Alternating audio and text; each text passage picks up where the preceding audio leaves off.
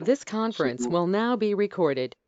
So this conference is being recorded. So obviously a copy of this recording can be made available on Moodle, and you should be Okay. able to watch it should you need to do so again. Okay. Just a quick few housekeeping tips. When you do sessions online, this is something that probably you will pick up during the course of your work and even in university. So there are a couple of controls that you will see on your side. On GoToMeeting, they would be basically by reacting or raising a hand, which is where you don't understand anything and you can ask me a question. You can keep your microphones muted if you're not, obviously asking me anything that would reduce any sort of background noise. And at any given stage, you can also ask questions through, the chat route, which is a chat window, and that would allow, me to basically stop and then start to look at any queries or questions that you have while we do the discussion on this unit. As I mentioned to you, this session is being recorded, so a copy of this recording should be available on the Moodle after this session in about 15-20 minutes. And this is something for those who have not been able to join today should be able to watch and cover up in terms of what we're discussing. So two things that we want to look at before I start on this is I will show you a couple of things on my screen. I have a slightly let's say a bigger screen, and what I would want to do is basically show a snapshot of everything that we are going to use and discuss today with this particular session. So there is these are just as of now for pointer purposes, not something that you need to get into pretty much straight away. But the idea is to try and at least show that when we study a unit, then you are looking at pretty much these three things being available with you, and these three things primarily would be the unit specification that you see on the screen right now. The second one that I'm going to open is primarily an assignment brief, which at some stage we will discuss during the course of this program. And then obviously you have presentations and some associated handouts that I will provide for you, which will help you do a bit of additional reading. So let me just share my full screen, and that should allow you pretty much to see all the things that you need to have at your end when you maybe study and do your assignment at a later stage. So just looking at one quick query of downloading the assignment brief just to see if it is there, and equal opportunities.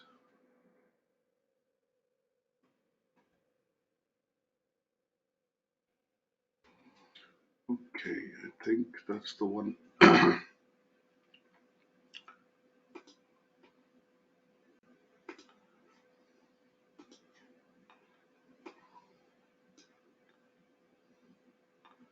Right, so I'll share my full screen now. So you should see a couple of things. Let me just share. And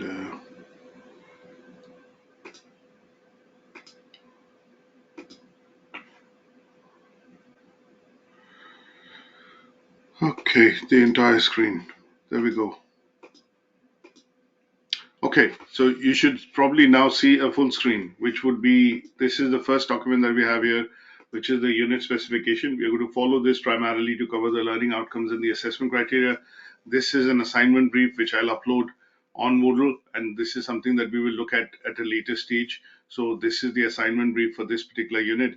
And then obviously I've got presentations which I'm going to upload, onto Moodle, and all of them will be available later today, because all of them I have already made, and these are bits and pieces that you should be able to access pretty much, for this unit, even before we do the sessions. So there are three presentations in particular. The first one we'll discuss today, the second one, and the third one. And there are going to be some fact sheets and, obviously some handouts which I'll upload, and they would essentially be useful for you to study. And these handouts will essentially give you the material that is required to be able to do the assignment. So the topic that we are going to be looking at primarily is related to equal opportunities and diversity. But at some stage when we start doing the discussion, this term will become a bit more repetitive, because what it will do is it will be talking about some of the bits which are included in when we observe equality and diversity, and they would try and be basically things like the Equality Act. We'll be looking at discussing what is equality, what is diversity, what is inclusion, what is stereotyping, and some parts of this then would need you to understand how do we relate these terms to health and social care and nursing in particular, because these terms are quite generic. They have a generic understanding in terms of what is equality, what is diversity, but at the end of the day, what we want to do is contextualize these terms to relate it to health and social care, and in particular practice that practitioners do. So as practitioners of somebody who's working within the sector, which is either in nursing, healthcare, you're looking at working as a healthcare professional, you are some sort of a specific specialist professional like occupational therapist, physiotherapist, a doctor, a consultant. All of you are put together as called as practitioners. So people who deliver these services within the sector, whether you're working within nursing, midwifery, you're working as somebody who's in the health and social care setup or a setting like a care home. You're all termed as practitioners because you're providing care as a service to the patients or customers who are essentially admitted or obviously taking some treatment from various of these outlets. Now, when we look at studying this particular unit, it has three learning outcomes. The three learning outcomes will focus on first helping us build a bit of an understanding on what are the terms through which we identify discrimination. And they tend to be things like prejudice, stereotyping, and oppression. And we will understand the definition of these terms, and then we'll get into understanding and relating them to how these three, bits that we see: prejudice, stereotyping, and oppression, which are basically forms of discrimination, happen within the health and social care sector or in a particular setup. So, how do you look at that? This particular, action being done or a judgment being made is basically prejudice, or this particular opinion or a judgment being cast, or an impression being taken is essentially stereotyping. And oppression is something wherein you are looking at asking somebody to do something forcefully which is against their will. So what you're trying to do is oppress that person by forcing them to do certain things. So we will be looking at definition of these three terms in general, look at then understanding these terms and applying it to health and social care in particular, and then by taking up some examples and activities that are put in towards the end, what we are going to look at is how do we look at understanding them in a bit more detail by contextualizing them to with examples of how we can use and see them happening within nursing, and in particular as a whole in the health and social care ecosystem. Now, let's start with some key terms. So basically, the first part of this particular unit talks about equality, or it talks about equal opportunity and diversity. So when we say equality or equal opportunity and diversity, what do we mean by that? So when we say equality, what we mean by that is you're looking at providing equal opportunities to everyone, irrespective of their background, caste, culture, their sex, their beliefs, their values. And what you do is you treat people equally without looking into some of these characteristics or attributes. And when we look at diversity, diversity refers to that you recognize and you acknowledge. And then, because you're recognizing and you're acknowledging, that allows you to respect the individual and the differences that you have with these individuals or with any individual that you're dealing with and providing service within health and social care. So diversity means that I have come from the Indian subcontext. Diversity means somebody has come from Africa, or say Nigeria or Ghana. Somebody has come from Europe. Somebody has come from the Americas. All of us have different backgrounds, and we come from different cultures. So when we look at interacting, and when we look at understanding each other, or when we look at working together in teams, what we are looking at is that we are recognizing the the fact that people are different. We're recognizing the fact that they have different beliefs and values, and we are recognizing that these beliefs and values have to be taken into account before or after in terms of our discussion. So you can't be saying that, oh, I don't believe in this, or your understanding of this is trash. No, what we are looking at is making sure that we are able to recognize, respect, and also value if there are differences because of the background and cultures and the attributes that we have and that we come from.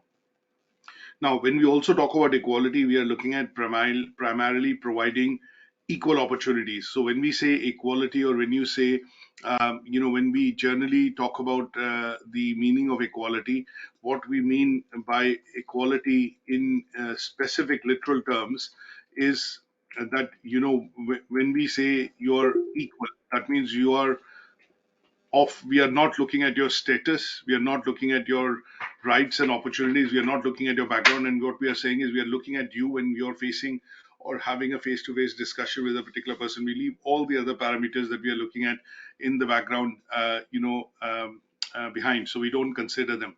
And when we look at specifically in the case of health and social care, what we will mean by that is that in this case I would be looking at treating everyone who is coming to receive care, and will treat them equally, irrespective of what color, what caste, what creed, what culture, or what background they come from, or what lifestyle they have.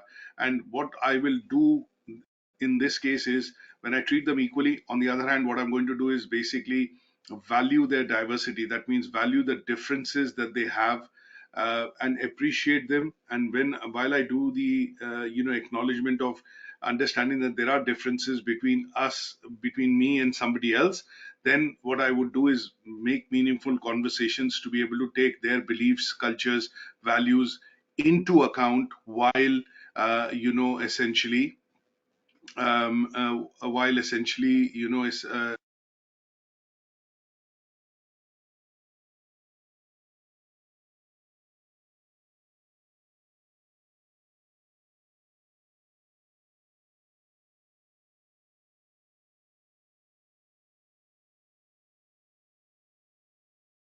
are you able to hear me now? So somebody said, Christine, if you've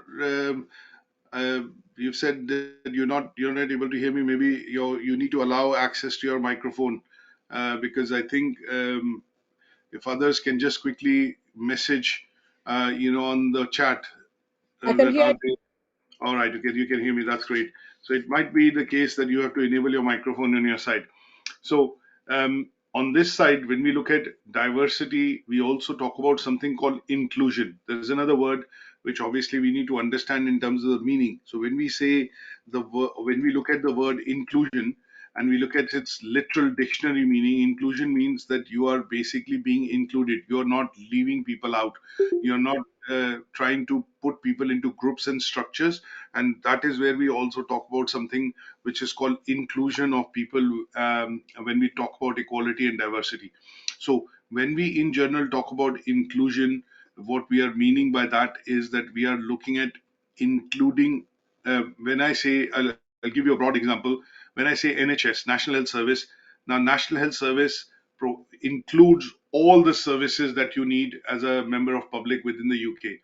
So it includes mental health service, it includes social care, it includes clinical care, it includes mental health services. So everything is included in terms of the care. So when I say inclusion, what I mean by that word is that we are including everything. There is not that the services being provided are that we'll only provide GP services and rest of them are excluded. So the opposite of inclusion would be exclusion. But when we use the word inclusion here, with regards to equality and diversity, what we are saying is that it's an umbrella term which primarily means that people will not be socially excluded in getting any sort of treatment from the National Health Service, irrespective of their background, culture, caste, creed, and where they come from. So here, what we are looking at is, if people come into the NHS or come into a particular setup in a care setting, and they are looking at obviously getting care or support or treatment for any particular illness, then in this case, what we are looking at is we will include that person into and ensure that all the care is being, or all the resources are being included or are being provided to basically make sure that the person gets the treatment or gets the service.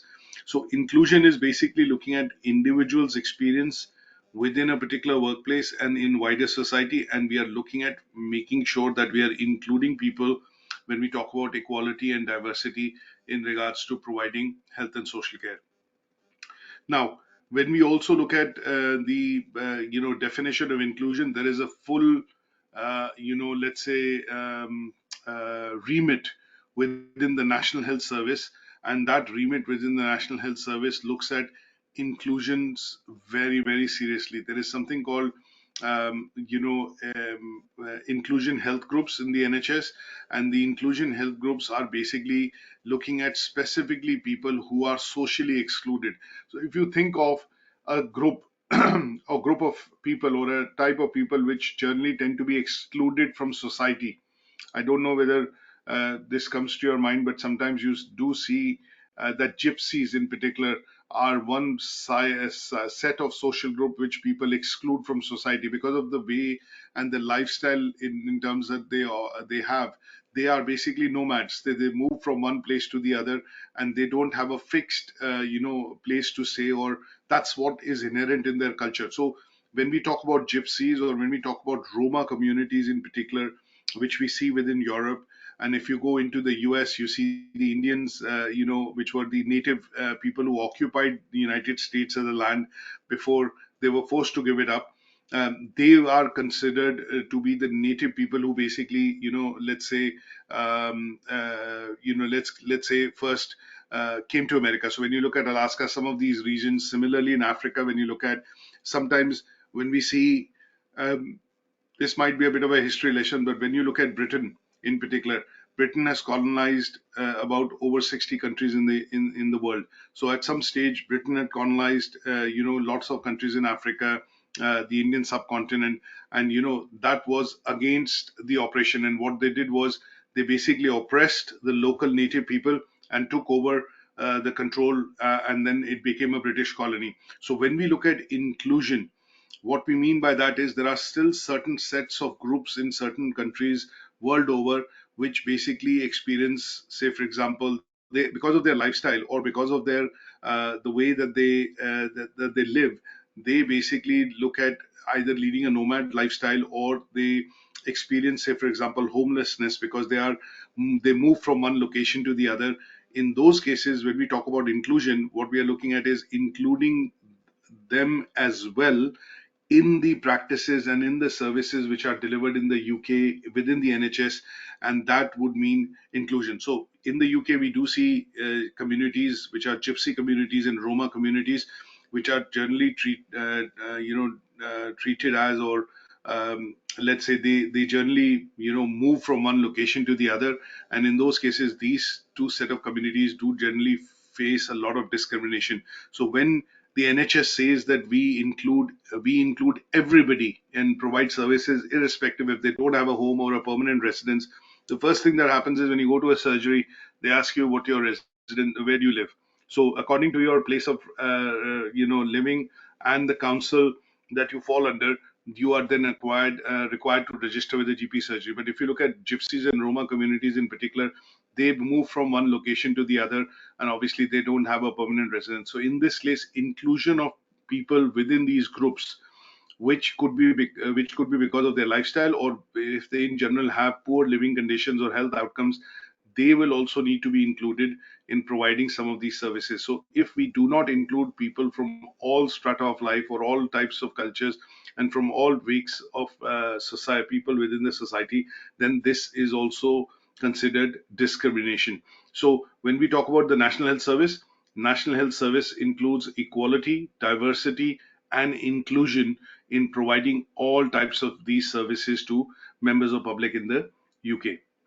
Now, with this particular brief background in terms of definitions of these words, let's look at contextualizing and adding what is equality and diversity in the case of health and social care in particular. So imagine if I work as a health and social care worker, one of the things when I say I understand what is equality, and Equalities Act of 2010, which we'll also discuss. which essentially means that I treat people according to their needs. That means I do not discriminate, I do not make judgments, and I do not, have opinions or notions which will sh- shroud my judgment in terms of providing my services or the services that I'm responsible to give to people when they come in and receive treatment from me. So for me, when I say equality, it is about treating people according to their needs. That means when we talk about the person centered approach, PCA, this is an important aspect of say working within the health and social care sector.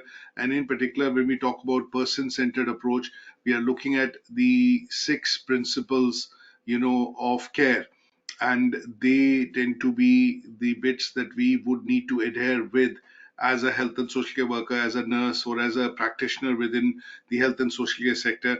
And I would need to look at making sure that I take into account as many aspects of a person to understand the person so that I can provide the care or the care required by the individual which meets their needs.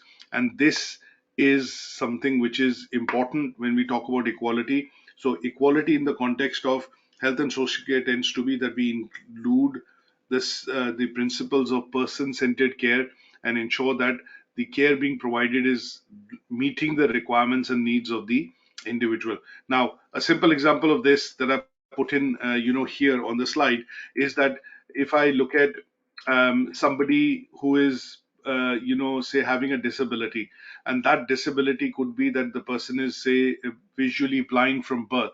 Now, in those cases, over a point in time, what has happened within the NHS is a lot of equipment, a lot of things, or let's say messages which are put out, or equipment or tools and other bits which are used within the NHS, which are open to public access today, will have braille installed, because people who are visually blind will be basically looking at using braille language to recognize by touching what the let's say the message is, or what the announcement is. A simple example of this that you get to see is that all ATMs today have certain dots on their numbers. When you go to the ATM and you withdraw money, you see that all number pad or the numeric pad that you see on the ATM has basically dots. And this a numeric pad on the ATM having dots is basically nothing but braille being used, which allows people who have visual impairment to be able to touch, the let's say the and I'll bring a picture here. So this, if you see, this is the ATM touchpad, and if you see, the ATM touchpad has certain dots, which are basically the way in which the people who are visually blind would understand symbols or text by putting their fingers or touch to it and then reading what that particular letter is. So this one would mean 1, or Q or Z. This would mean 2. And this printing is now there on medication in certain types of publicly accessed places like ATMs. You go to the bank, you would generally see a hearing in loop which is installed. When you speak to your doctor, and if you have a hearing aid installed, you generally adjust the volume, or the doctor or the person speaking to you would make the adjustments to ensure that they are able to also show you visual signs of what they are talking to you about or giving you advice on. And that would be taking into account that you are not, let's put it this way positively, you are trying to give equality or use equality in this real sense to be able to provide these services. Or opposite of that, you're not trying to discriminate, and you're making sure all the things are available to make that person feel comfortable when they come and have a discussion with you. Now, diversity in short could be also termed as difference. All individuals are different, and when we talk about our own identity, or when we in particular talk about where we come from, and what beliefs we have. So diversity can then be judged on the basis of age, appearance, ability, disability, your job role. I'm a doctor, I'm a nurse, I'm a welder, I'm a technician, I'm a janitor. So sometimes people say, okay, where do you work or what do you work as? And what they tend to do is, oh, okay, you are this. Then that is where you sarcastically feel that somebody has judged you suddenly just on the basis of where you work or what your title of work is. And that is basically discrimination. So a simple example of this would be that if you see an advertisement in the NHS and they've advertised for somebody to join the front desk team, for example, in administration, and what they do is they advertise that females only apply. This would be a direct example of discrimination. That means you are actually saying that males cannot apply for this position, or they are not eligible for this position of working in the front desk and the administration team, and you only want ladies or girls to or females to apply. This would be discrimination. So diversity is practiced within the NHS in all spheres, and that is basically looking into taking into account everything which is mentioned here. And that sometimes you look at that there are events or functions which take place wherein they say NHS is celebrating diversity in the organization. They have a week or some sort of a trend or a or let's say an event which basically says celebrating diversity in the NHS. And that is what would be the meaning of diversity when we talk in the context of health and social care. Now the last word that we want to look at is inclusion, and in context of health and social care it would mean that you are not looking at again going back to the bits which is talking about not looking into taking into account the background, the the, let's say, the place they come from, the beliefs they have, the meaning, I would say the values they have, and that would mean you would use it as an umbrella term. And this is where you are not going to exclude people typically on the basis of their experience or certain aspects like they have poor health, or for example they are from a diverse background, or they are in they do not have access to, say for example, uh, say healthcare. So if I look at an example of the US, everybody, there is nothing like the NHS or National Health Service. So healthcare is to be purchased. People pay, take out an insurance policy, pay a premium to receive healthcare. So in those cases, if people do not have a healthcare policy, the policy should say we should include people who are in poverty, cannot afford private insurance to be able to get hold of healthcare services. Or we cannot say that doctors, if for example somebody comes to me and I do see that the case is a complex case, and just because it's a complex case and I don't want to risk my reputation, I cannot say that no, this is something which is not treatable, or give wrong information, or say that we do not accept cases with such and such condition, and that would be exclusion. So the opposite of that is inclusion, wherein you would not be socially excluding people when providing care. And this is to also look at taking into account that you're willing to support them while they are under your supervision for receiving care, and you will provide information and you'll provide care which basically meets their needs. Now there is a code, which obviously code of conduct, which is introduced by the government, I think in 2010, and that is a part of the Health and Social Care Act of 2010, which is a code for a social worker, or code for people who work within this sector, which is health and social care in particular. So there is a code for nurses, which is basically introduced by the association, registered association of nursing.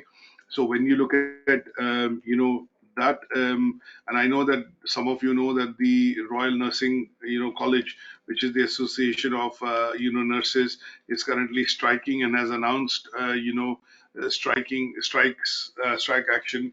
But when you look at this in particular, there is a code that they have introduced basis the Health and Social Care Act of 2010, and that is the code basically. Which, what do you mean by code? That is a document which basically talks about what are the basic set of guidelines nurses need to follow, adhere, and implement in their day-to-day working when they are providing services to patients within the National Health Service. And that would be taking into account equality, diversity, and inclusion as far as providing or carrying out their day-to-day activities. Is that okay? Any questions on this so far?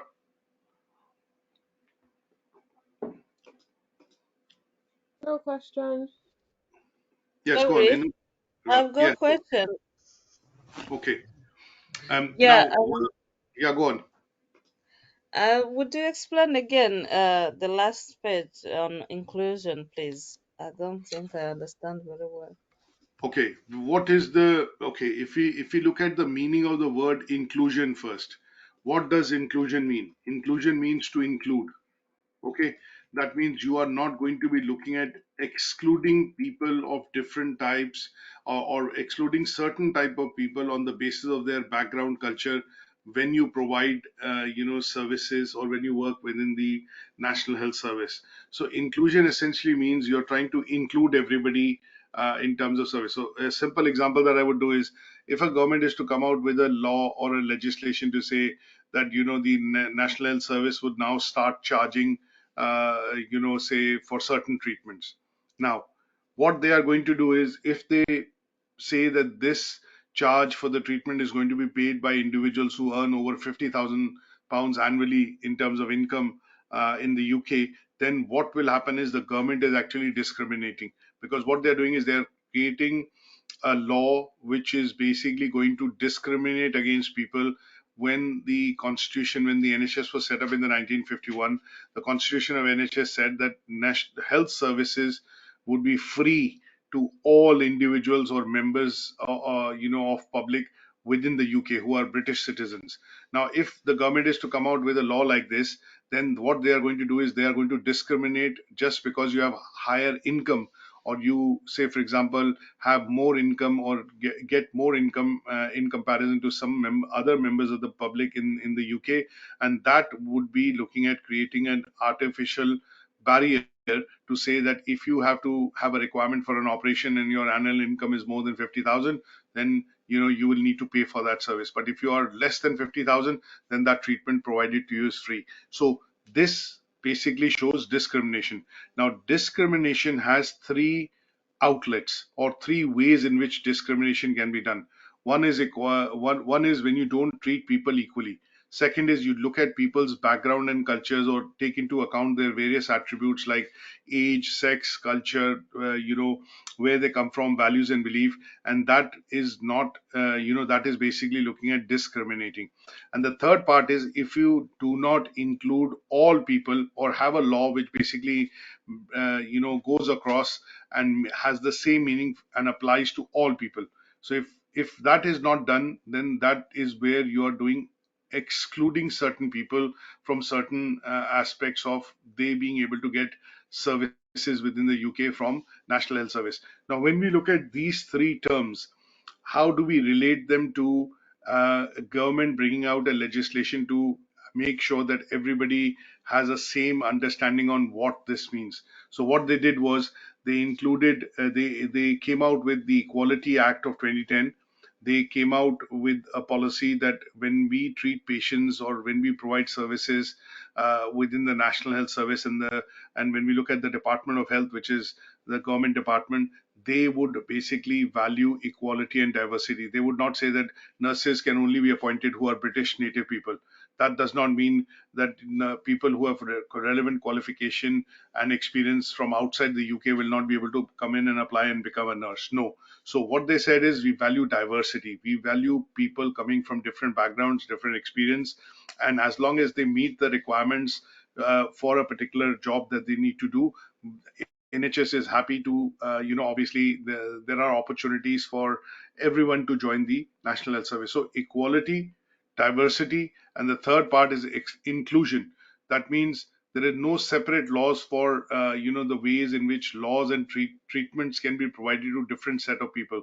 So NHS has a policy wherein they basically provide services to all members of public, and that is on the basic principle of inclusion, which means the state in which they basically include everybody, irrespective of the background, culture, beliefs they have or values they have.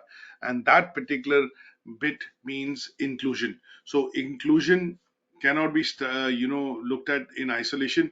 You have equality, you have diversity, and then you also look at inclusion. That means all care settings within the National Health Service give equal opportunities and value diversity, and do not discriminate on the basis of background, abilities, or lifestyle, and provides these services to all individuals. That means inclusion of all individuals within the UK to be able to receive same type of treatment or medication, or the same services which are provided to any other member from the National Health Service.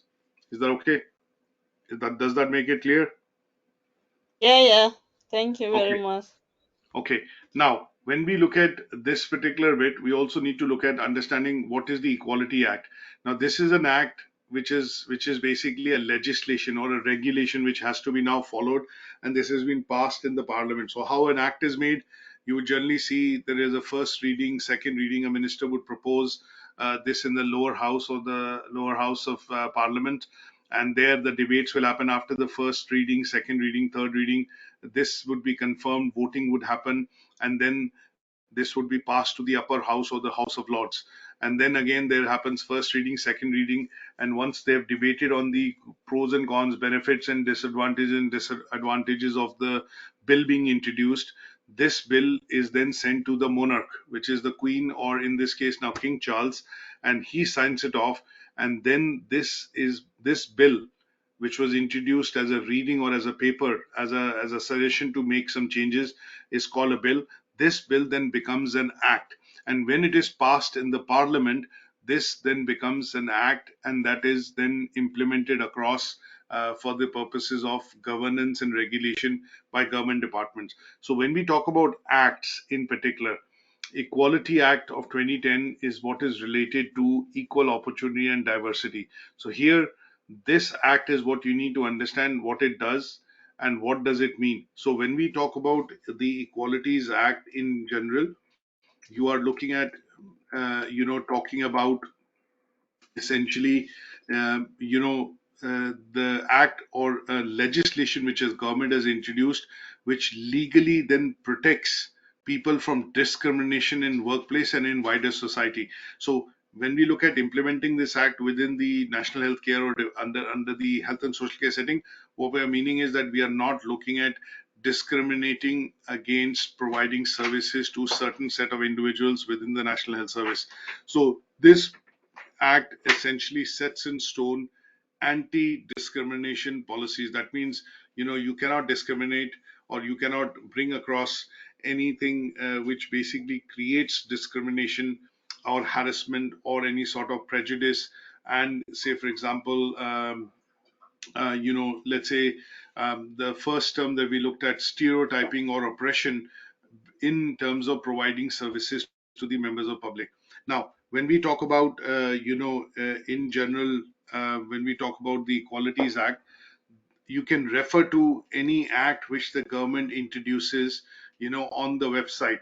And generally, this tends to be, a document which I would, obviously say that most of you should read, simply because this is, a document which is useful, and this is a document which will provide you in summary what the legislation when it was introduced means. So if I just point this out in terms of and show you a bit of a quick website, which is where this handout I have, I'm going to provide on the, what do you call, I'm going to provide on the Moodle.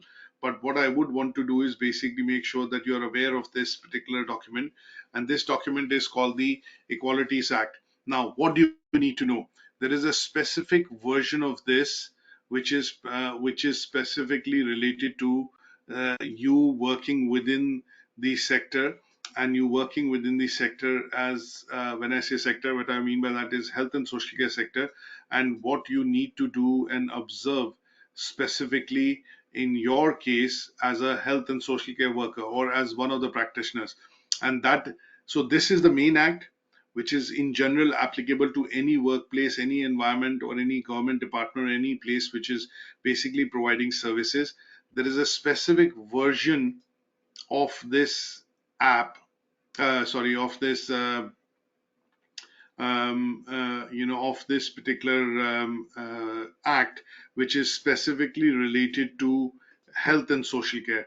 So if I just put this across now onto your screen, and this is a document that I would say specifically you need to look at from the context of, because we are studying not this generically, but we are looking at studying it from the context of, health and social care and nursing.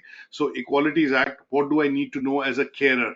What do I need to know from a point of view of, implementing the act when I provide my, when I do my day-to-day activities in a particular department. And this is where this particular act would essentially, this particular document, which is a 6-page document, talks about that you cannot do discrimination.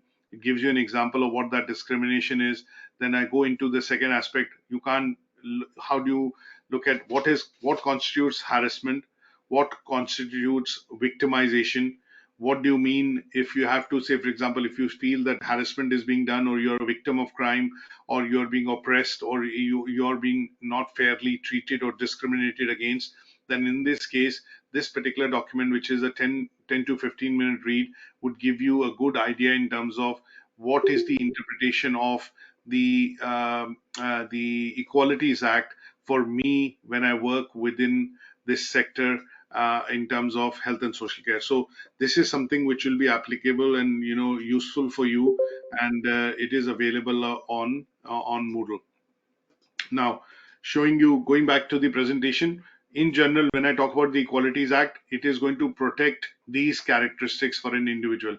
That means I should not be discriminated against that I have age. So, for example, if I want to study and become a doctor today and say I'm 45, the university should not say that no, you are beyond the age of now joining medicine or the medical school, and that would not be allowed. That would be discrimination. So Equalities Act is put into place to ensure that all individuals get proper equal treatment, and then they are able to exercise their rights in terms of getting, say for example, any particular service or care specifically related to the NHS.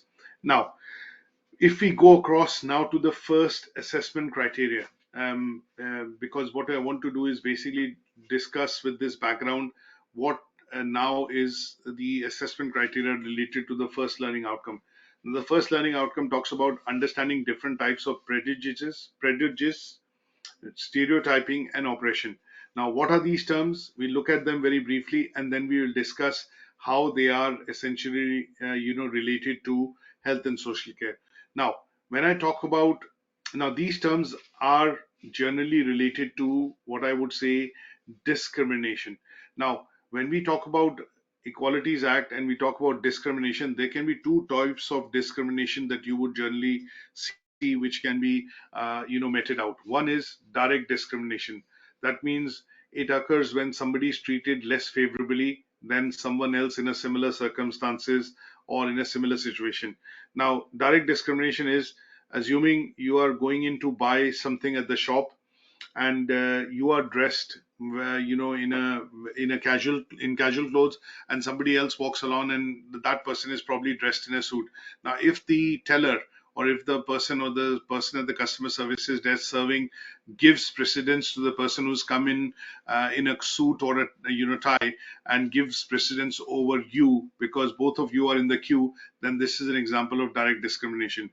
Direct discrimination tends to be when people make judgments and they look at outward appearance, your personality, and then obviously look at forming an opinion and then give you a precedence over others, and that would be treated as direct discrimination. Now, indirect discrimination tends to be when when we talk about you not meeting a particular condition. Now, if I was an interviewer and I was advertising for a particular job, and that particular job meant that I had the opportunity to shortlist a number of candidates from the CVs which have applied, then indirectly, without explaining the criteria of shortlisting, what I could do is I'll go back to the same example that I mentioned earlier, is that assuming if the National Health Service was looking at recruiting somebody in the front office and they wanted somebody to come in and work as an administrator or as a receptionist, and they do not advertise this on the job. They say NHS is an equal opportunities employer. People may apply if they fit the job description, and you would be then going through this process of shortlisting, interview, and then a confirmation, and then induction into the job. Now, at this stage, I don't see any discrimination in the way advert is being put forward and advertised. Now, when I start to receive the application, and then as an HR person or somebody who's responsible for shortlisting of candidates, what I start doing is I basically start weeding out or discarding all the male candidates which have applied for this role. And I only shortlist female candidates which I feel would be more ideal and more suitable for this particular role. So in this case, what is happening is, you, without knowing, there is indirect driven discrimination being applied because somebody's made a judgment internally or a decision to say that, okay, hang on, we cannot advertise this openly, but what we can do is obviously do this bit of shortlisting ourselves internally without explaining the criteria of how the shortlisting would be done. And in this case, what you would generally see is that this would constitute what is called indirect discrimination. You would not come to know, but what has happened in this case is that they have only shortlisted female candidates who can then apply and would be called in for the interview, and then shortlisting would be done, and then somebody would end up joining and taking up that role. So when we follow a policy or have a practice in which we do not apply the rule uniformly to all people in this case, then this could be a form of indirect discrimination. Now, you would not even know about it, and what will happen is that you will feel that, okay, I've received and I've applied, but maybe some more can there was somebody more let's say experienced than me who was able to get the job. But at the end of the day, you don't know how the decision making has happened, and that would basically mean indirect discrimination. Now, this puts you at a bit of a disadvantage because, one, you don't get the information, and the second is that you primarily do not understand how the decision making has been done in terms of shortlisting and offering that particular role to a different person. So indirect discrimination tends to be done and is established now, that sometimes it is seen against the ethnic and minority groups within the UK, people who come from different ethnic backgrounds.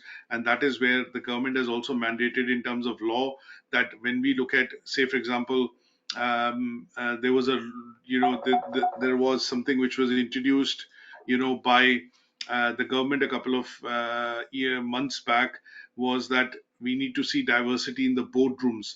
So there needs to be an inclusion of a board member or somebody, on that side, from ethnic minority groups. So that is where you see that today, when we look at large companies or large, small, medium enterprises companies, SMBs in particular, in all government departments, you have people from all different dialects, backgrounds, working within and being given equal opportunities to work and take up those positions. So this particular bit, when we talk about indirect discrimination, is a legal term, and that describes a situation where policies, practices, and procedures are put in place, are being mandated by the government to be put in place in order to ensure that everyone is treated equally, and not just on paper but in practice. And this, if it is found that there are instances of indirect discrimination which have happened, then in this case,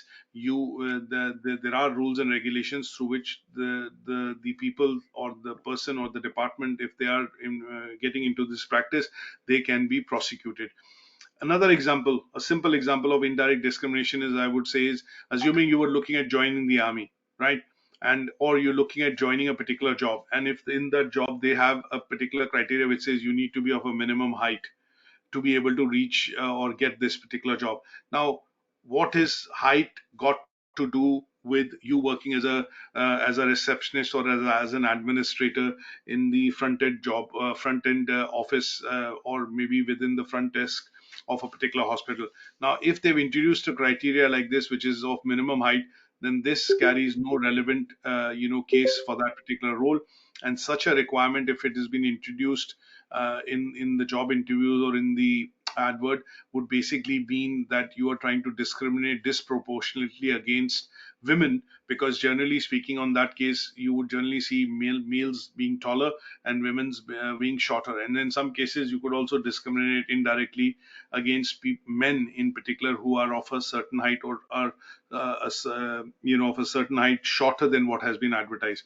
And this would be a form of indirect discrimination. Now, going to the topic of prejudice, stereotyping, and oppression. Now, when we talk about discrimination, discrimination can actually happen it can basically show three facets. So, discrimination can happen when you're showing or talking about, say, for example, you're basically talking, in terms of what are the manifestations in which discrimination will happen. That means outlets in which you would discriminate. So ways in which you would discriminate. So discrimination you would generally get to see as being labeled, as being stereotyped, and as being prejudiced. Now, when we treat people differently because of the assumptions or judgments that we make about their attitude, appearance, personality, then you're looking at discriminating. And one of the outlets through which you're looking at discriminating is either you're stereotyping them, either you're labeling them as something, as misogynist, or for example as feminist, or as you have certain types of references that you make towards an individual, or in some cases you're basically looking at being prejudiced. And when you say prejudiced, what you're basically doing is you're basically looking at forming an opinion, and that opinion is not based on any specific reason or actual experience or actual instance that you faced in the past. And that is basically prejudice. So these are the three ways in which discrimination can typically happen. Now, very briefly, let's look at the definitions of these three. So when we talk about labeling, labeling is you're trying to label a group of people on the basis of their characteristics. For example, when we talk about labeling people as gypsies, or when we talk about people being labeled as, gothic or goth. So essentially, what you're doing is what you're referring to in this case is people who are basically labeled as goth or gothic means they are from the dark ages, or they are too backwards, and they are people who basically still believe in customs and traditions from the 18th century. So when you do this particular labeling to a particular person, then essentially what you're doing is you are essentially discriminating, and discriminating in the form of a particular form of discrimination which is called labeling. That means you're identifying these people as, so I'm using the meaning of the term gothic here, which is people generally from the dark ages, or people essentially which were from the 18th century. Now when I say people who are goth, that means people who basically identify themselves as happy, and they are always generally happy in all the situations. So when we say that you are goth, that means you are from a particular set of people who are essentially from, I would say, so let me look at another example of labeling. So when I say that you are from Roma community, these are people who originate from Southeast Asia, and they are traditionally, they have a certain way of living in terms of their life, and they at some stage started migrating into Europe and North and South America, and they spoke a certain version of a language which was called Romani, and that is why the term Roma comes in.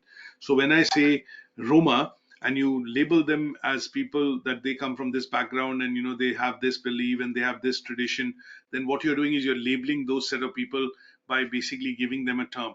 And this could lead to discrimination when you try and provide services to them in terms of care services to them within the health and social care context. Is that okay? You do a simple example of labeling would be you make a file, you've been asked to make a lot of file, you've been asked to do some filing by your manager, and then towards the end of it, when you make a file or a leverage file with some separators and everything, what you do is, in order to clearly identify them, you put a label.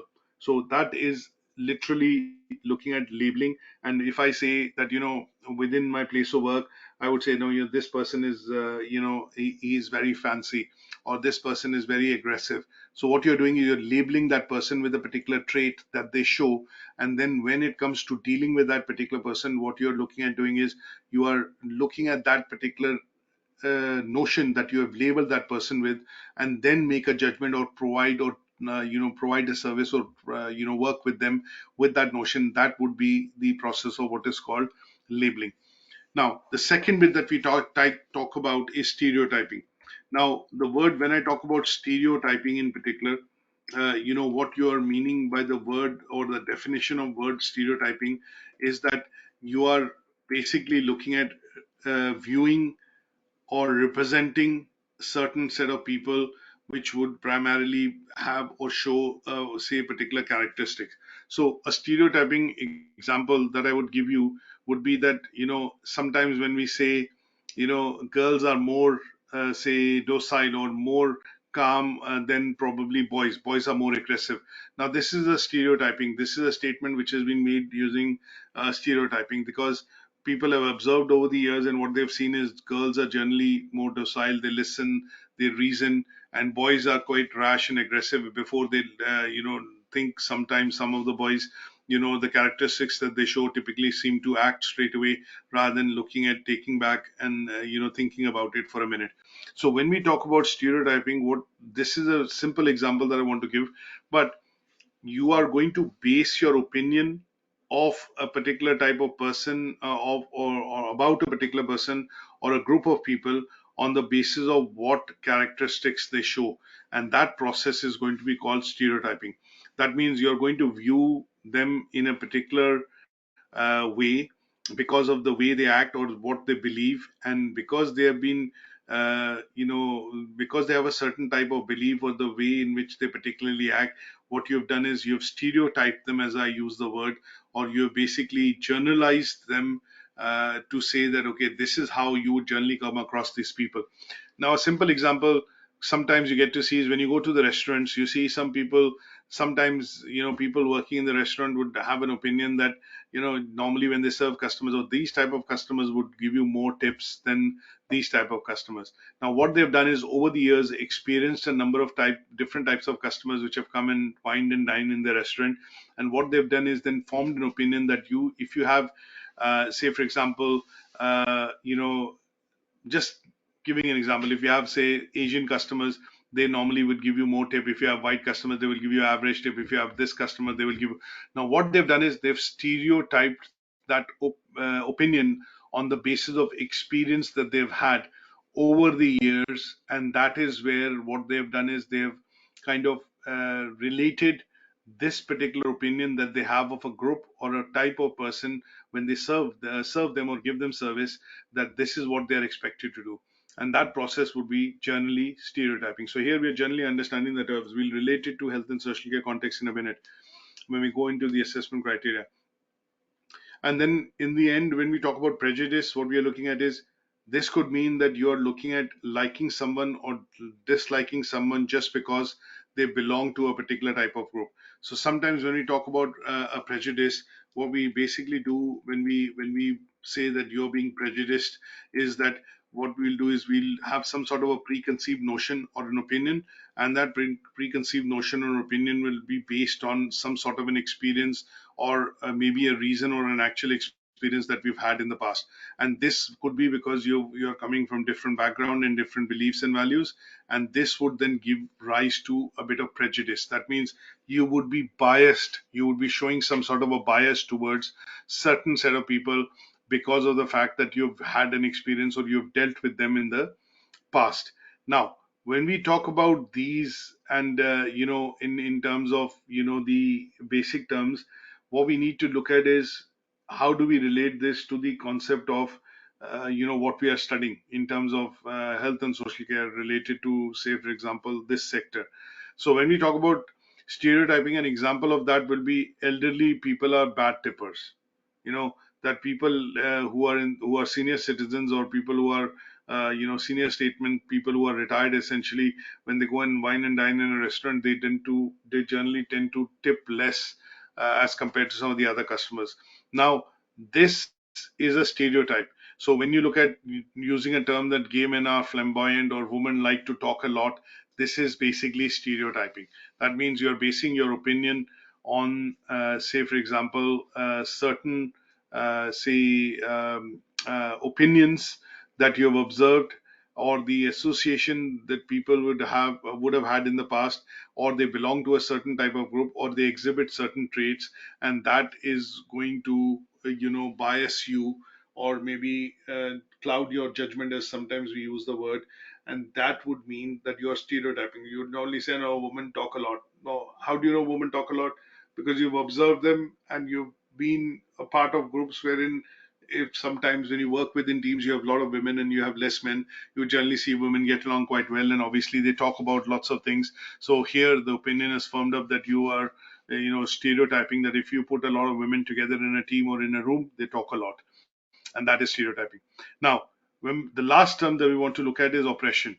Now, we'll go to the theoretical background of what and how they have originated in the next slide, but just briefly, the meaning of word oppression.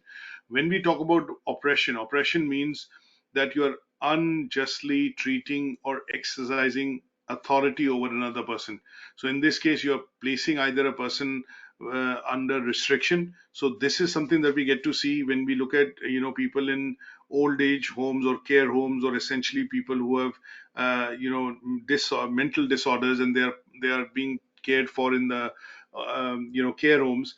You generally see staff tends to be using oppression to deal with some of the patients. So if they use undue pressure, or they use or provide or use excessive force in terms of treating patients. For sometimes you have to restrict the patients if they are mentally challenged, or for example they do not understand instructions. Then sometimes you have to, for their own protection, you have to restrict them.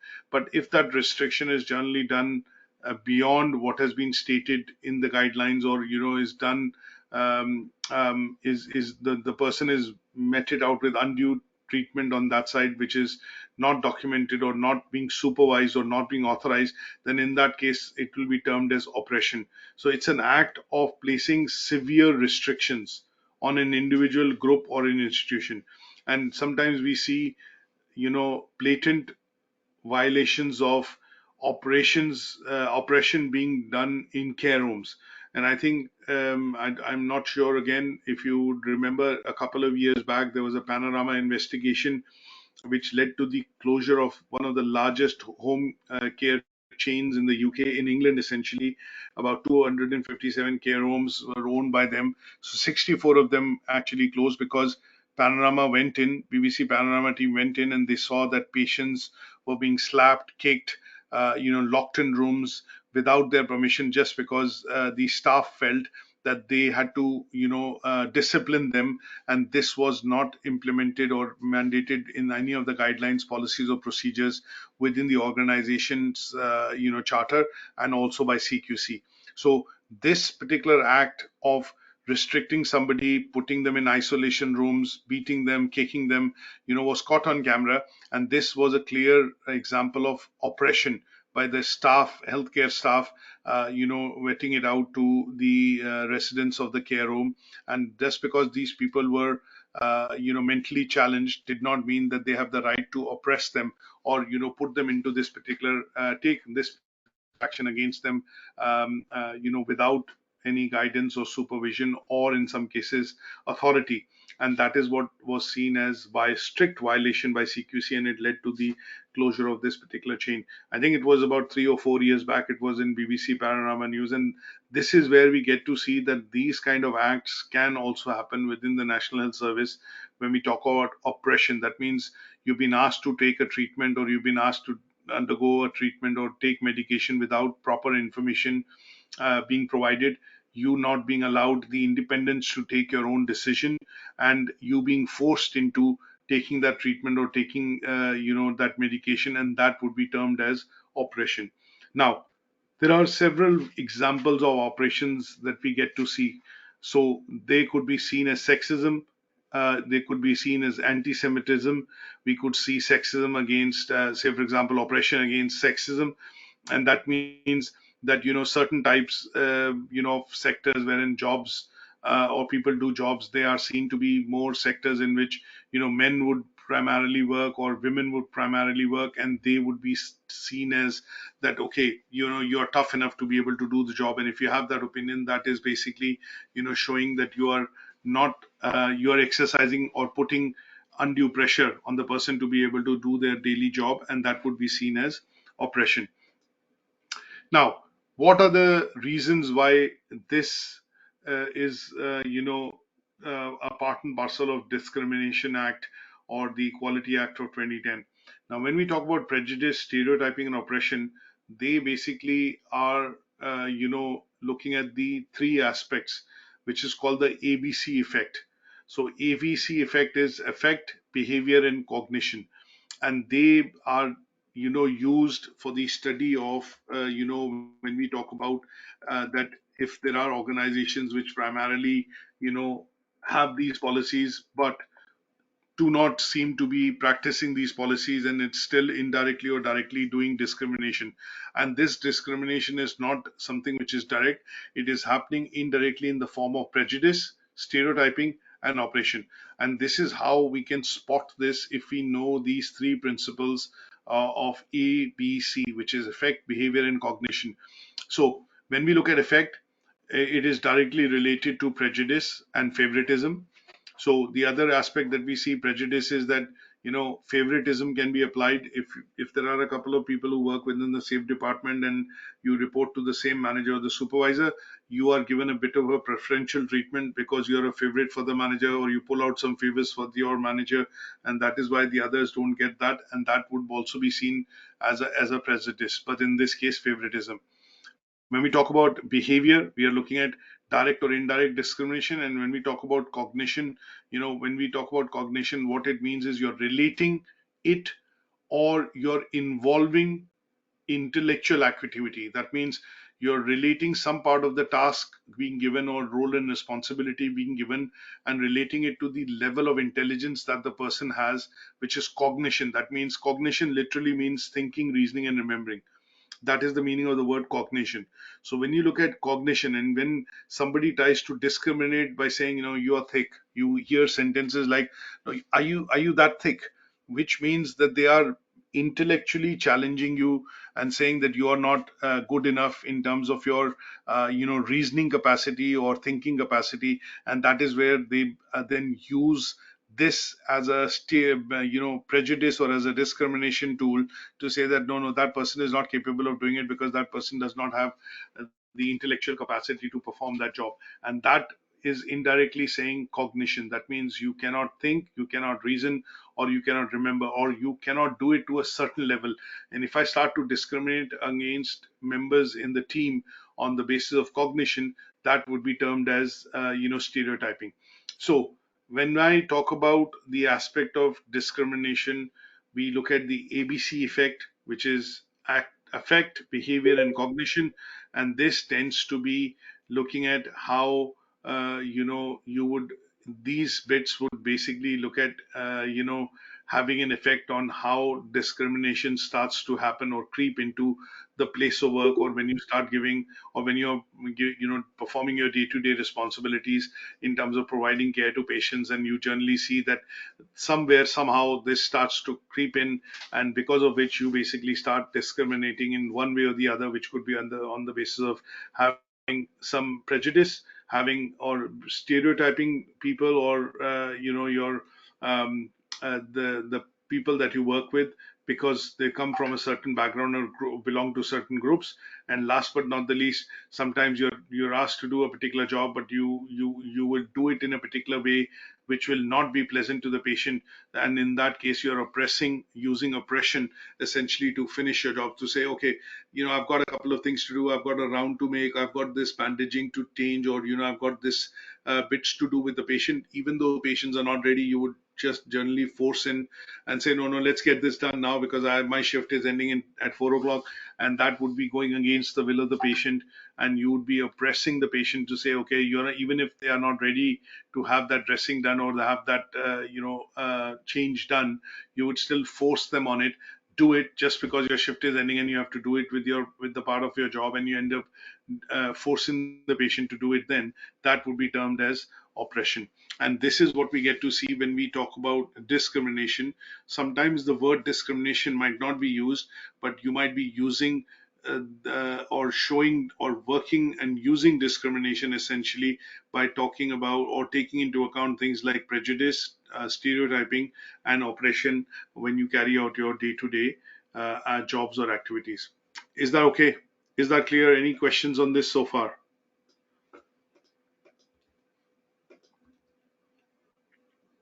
Okay, with this, we basically now have covered, the first learning outcome, which talks about, how do we look at understanding the concept of prejudice, stereotyping, and oppression. And this generally is under the umbrella of what is called discrimination.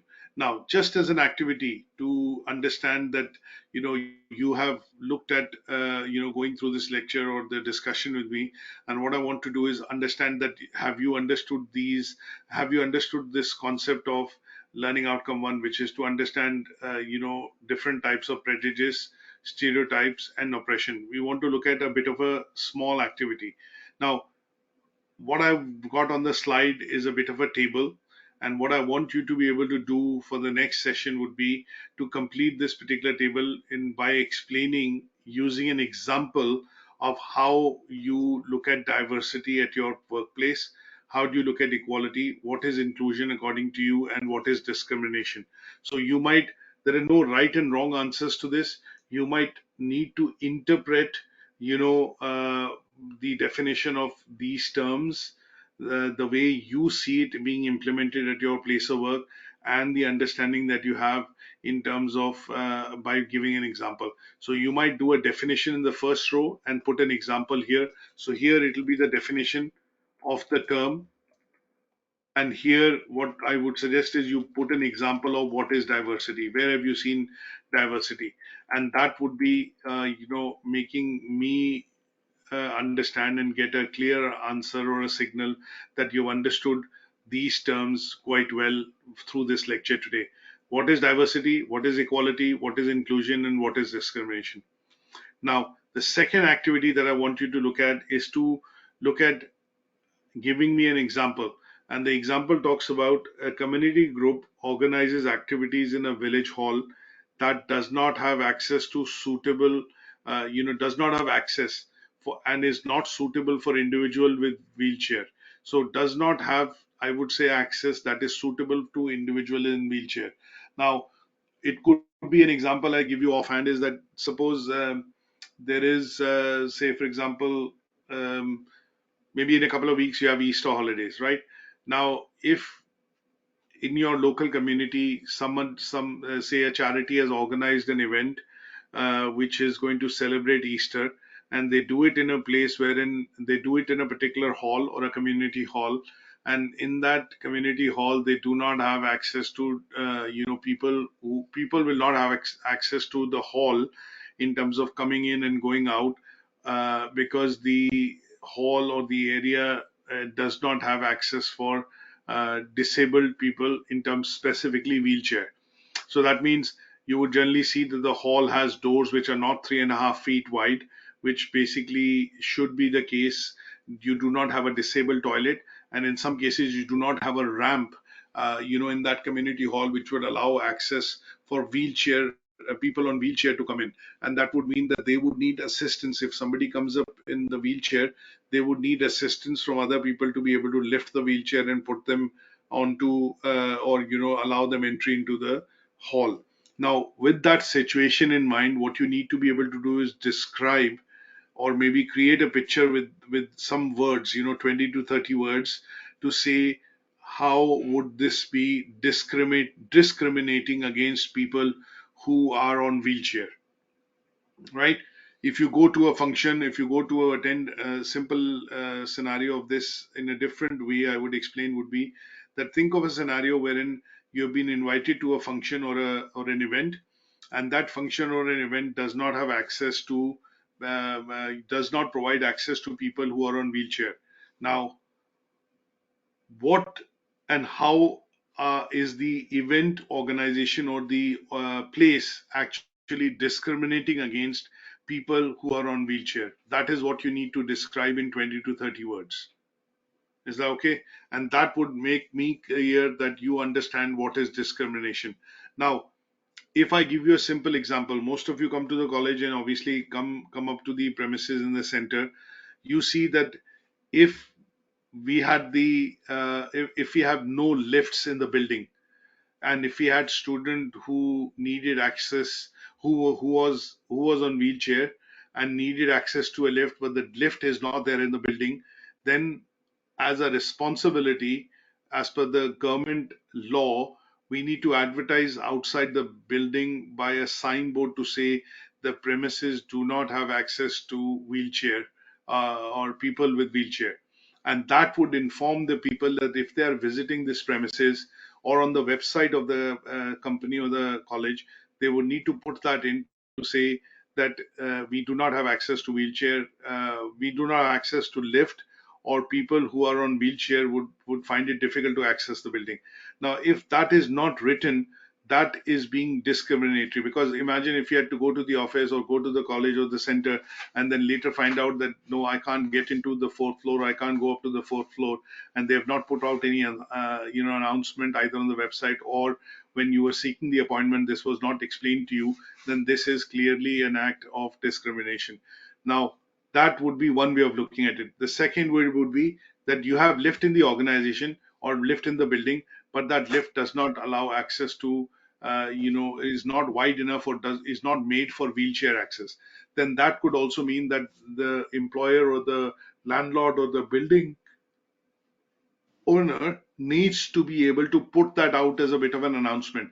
And sometimes this is what you get to see, on websites when they say that they welcome, there is a logo which some of the companies, and websites actually apply on their website, and that disability logo basically would have this on their premises. For example, this particular logo.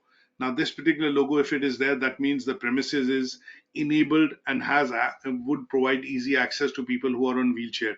Now, if this is not put in, then there is no way that you can understand that, or get to know that, whether or not, unless you call them and find out, or if there is some guideline given on the, say, for example, the website or some sort of a collateral, you will not be able to find out that, the premises is, friendly or is friendly towards disabled people. So these bits have to be looked at being advertised specifically now as per government legislation. When we look at public sector offices or public sector departments, government departments in particular, they have to have these symbols displayed prominently at the entrance or on the websites to ensure that they are seen to be non-discriminating against people who have certain type of disability. So all people should have access to the building, whether they are able, not able, or they are on wheelchair access. And this is something which is a mandatory regulation that needs mandates that employers, organizations, and public access buildings essentially do that. The same case applies to bus services. When you're at the bus stop, you can see that if the bus stops over or pulls over at the bus stop, there is a mechanism wherein it allows the entrance to the door matches the curb of the pedestrian pathway, so that if you're in a wheelchair, you're able to get into the bus and get onto the ground floor on the bus without having any hindrance to you, in terms of public access to or use of public transport. So here, this activity is primarily for you to understand and explain in a couple of words that if you are invited to, say, a function which was being done in a particular hall, and if it did not advertise or mention in the leaflet or communication that it does not have access to wheelchair, does not provide access to wheelchair or patients on, or people on wheelchair, then is it discriminating, and why is it discriminating, against this? So that activity, if you complete, would allow you to understand this in a bit more detail, and it will give me a clear understanding that yes, you understood today's topic and the discussion that we've done on learning outcome 1. Is that okay?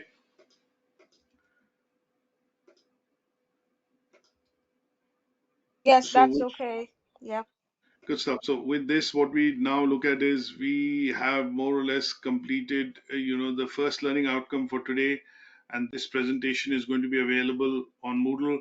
And there are these two handouts which I've explained to you, which are already there.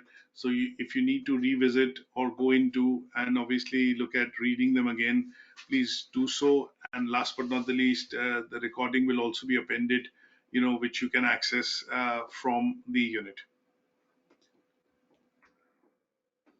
Okay, good stuff. So I will catch up with you on Friday, and this coming Friday we'll be looking at, obviously discussing. There'll be two sessions. So one will be the session that will continue primarily discussing infectious diseases, and the other will be starting a unit in the second half, which is as per the timetable. So thank you so much for joining in today, and I will catch up with you on and see you on Friday.